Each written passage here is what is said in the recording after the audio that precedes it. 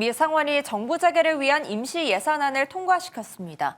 이에 따라 역사상 가장 길었던 정부 셧다운이 종료 수순을 밟게 됐는데요. 스튜디오에 나와 있는 취재기자와 함께 자세한 내용 알아보도록 하겠습니다. 고진경 기자 어서 오십시오. 안녕하세요. 네, 반갑습니다. 네, 이번 셧다운 사태가 종료될 가능성이 커졌습니다. 공화당과 민주당의 대립이 첨예했는데 약간의 휴전에 들어가게 됐네요. 네, 그렇습니다. 이 미 상원은 현지 시간 10일에 연방정부 임시예산안에 대한 표결을 진행했는데요. 찬성의 60표, 반대가 40표가 나와서 가결이 됐습니다.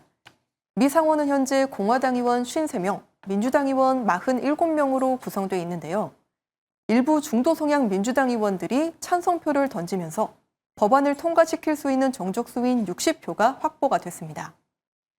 이번 법안은 내년 1월 30일까지 정부에 자금을 지원하고 회계연도의 나머지 기간 일부 정부기관에 자금을 제공하는 내용을 담고 있습니다.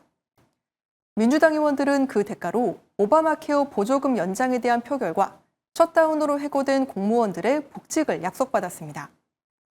표결에 앞서 트럼프 대통령은 이번 합의안에 대해 매우 좋다며 아주 빠르게 나라를 열게 될 것이라고 밝혔습니다.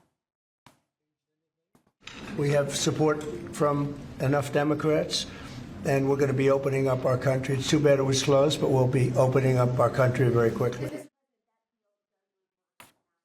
상원 통과에 따라 예산안은 하원 표결과 트럼프 대통령의 서명을 거쳐 정식으로 발효가 됩니다. 이 하원은 공화당이 다수당을 차지하고 있어서 손쉽게 가결이 될 것으로 예상됩니다. 네, 이번 셧다운은 미국 역사상 역대 최장 기록을 갈아치우면서 전 세계 이목이 쏠렸는데 예산안 처리에 강경하게 반대하던 민주당 의원들이 갑자기 입장을 바꾸게 된 이유가 있나요? 네, 이번 셧다운은 오늘로 41일째 이어지면서 역대 최장 기록을 다시 쓰게 됐는데요. 지난 최장 기록인 35일을 훌쩍 넘어선 기간입니다. 일부 민주당 의원들이 마음을 돌리게 된 건 미국의 경제 타격 때문인데요. 저소득층 식비 지원 프로그램이 마비된 게 결정적인 계기가 됐습니다. 이 프로그램의 지원을 받는 미국 저소득층은 4,200만 명에 달하는데요. 셧다운이 장기화되면서 LA와 뉴욕 등에서 푸드뱅크 이용자가 급증했고 일부 주는 지원에 어려움을 겪었습니다. 또 전국 공항 곳곳에서도 혼란이 이어졌는데요. 셧다운으로 인한 관제사의 인력 부족으로 하루 새 10,000편이 넘는 항공편이 결항되거나 지연되는 사태가 빚어졌습니다. 촌 더피 교통부 장관은 셧다운이 추수감사절 연휴까지 이어질 경우 전국의 항공교통이 마비될 것이라고 경고했는데요. 이렇게 행정 공백이 커지면서 불만 여론이 들끓자 민주당 지도부의 반대 당론에도 일부 의원들이 찬성으로 돌아선 것으로 풀이됩니다. 네, 셧다운이 종료될 가능성이 커지긴 했지만 이미 파장이 적지 않습니다. 미국 4분기 경제 성장률이 타격을 입을 거라는 전망까지 나왔다고요? 네, 골드만삭스는 이번 셧다운이 미국 경제에 미칠 영향이 역대급 수준일 거라고 경고했습니다. 그러면서 셧다운이 매주 GDP 성장률을 0.2%포인트씩 깎아내릴 것으로 추산했습니다. 가장 우려되는 시나리오는 셧다운이 이달 말 추수감사절과 블랙프라이데이 시즌까지 이어지는 경우인데요. 캐비넷 백악관 국가경제위원장은 이 경우 미국의 4분기 성장률이 역성장할 수 있다고 밝혔습니다. 추수감사절은 미국의 소비가 가장 활발해지는 시기여서 이 셧다운으로 인한 항공 차질이 계속될 경우 충격이 막대할 전망입니다. 이를 두고 무디스는 여행과 외식처럼 시기를 놓치면 되살아나지 않는 소비는 아예 사라지는 수요로 남는다고 우려했습니다. 미 의회 예상국은 이번 셧다운으로 인한 손실이 대부분 내년 1분기에 회복되겠지만 완전히 복구되기는 어려울 것이라고 전망했습니다. 네, 셧다운으로 인한 데이터 공백도 심각한 상황입니다. 현재 미국 정부의 고용 지표가 2달째 나오지 않고 있다고요. 네, 미국의 노동통계국은 이달에도 비농업 고용지표를 발표하지 않았습니다. 지난달에 이어서 2달 연속 고용 상황이 깜깜이 속에 빠진 건데요.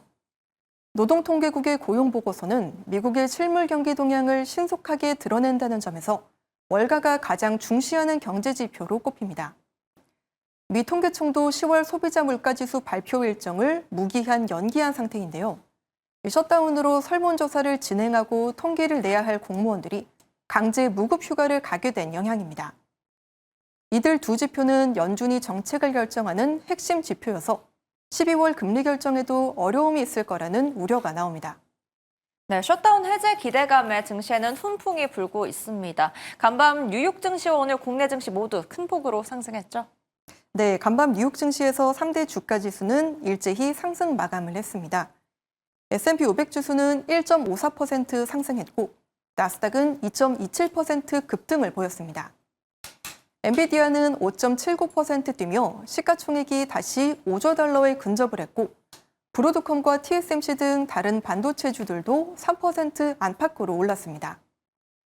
AI 거품론이 불거지면서 최근 주가가 크게 떨어졌던 팔란티오는 9% 가까이 상승하며 반등에 성공했습니다. 시장은 셧다운 해제로 연방 공무원이 일자리로 복귀하고 여객 활동이 회복되면 소비가 살아날 것으로 기대했습니다. 이 여파로 국내에도 상승장이 펼쳐졌는데요. 지난주 4,000선 아래로 떨어졌던 코스피는 셧다운 해제 기대감에 이틀 연속 빨간불을 켰습니다. 오늘 SK하이닉스는 장중 63만 9천 원까지 뛰며 신고가를 찍었고 삼성전자도 5% 넘게 급등했습니다. 네, 지금까지 미국 셧다운 상황과 그에 따른 영향까지 살펴봤습니다. 고 기자 잘 들었습니다.